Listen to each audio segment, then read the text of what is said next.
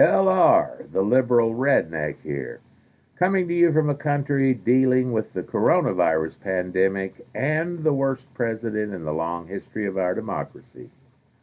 Both have been devastating, but every sign indicates that some relief is headed our way. Not from the pandemic, that still has its course to run, but our presidential problem seems to be winding down to the inevitable conclusion. Our fearless leader is failing bigly in his effort to win re-election and avoid prison for a multitude of crimes. Trump never expected to be elected in the first place. He only entered the race for the purpose of making himself and his brand more marketable. He used the results to launch an all-out effort to put as much taxpayer money as possible into his own pocket.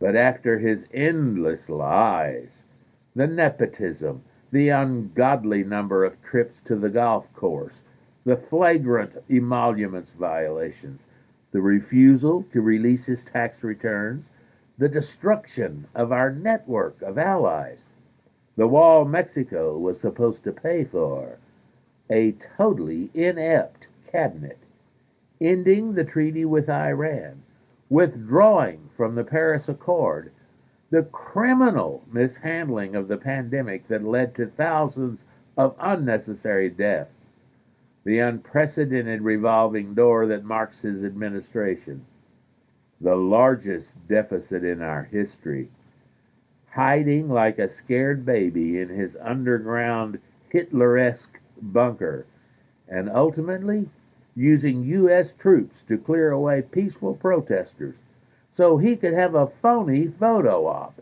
by attacking them with tear gas and rubber bullets.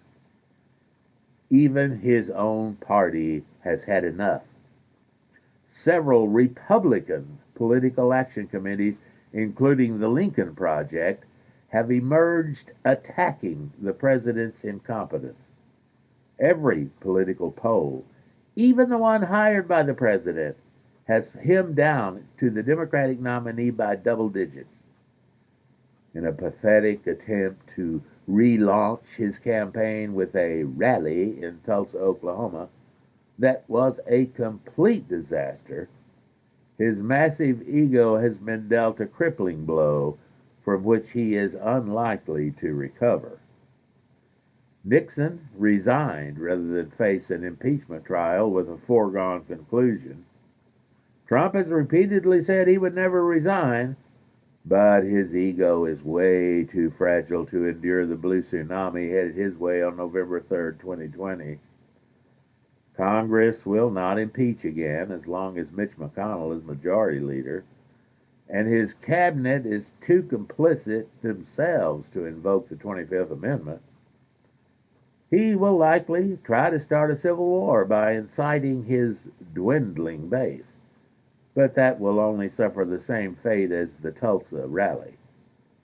Be on the lookout for some bullshit story regarding his health that prevents him from fulfilling his presidential duties. His end will be inglorious and righteously justified. Regardless of which path he chooses, he has destroyed the Republican Party. And for that I say, thank you, Mr. President. You can reach me at theliberalredneck at gmail.com, and you can visit live with me and my most excellent colleagues for our weekly wrap-up every Friday at noon Central on blogtalkradio.com//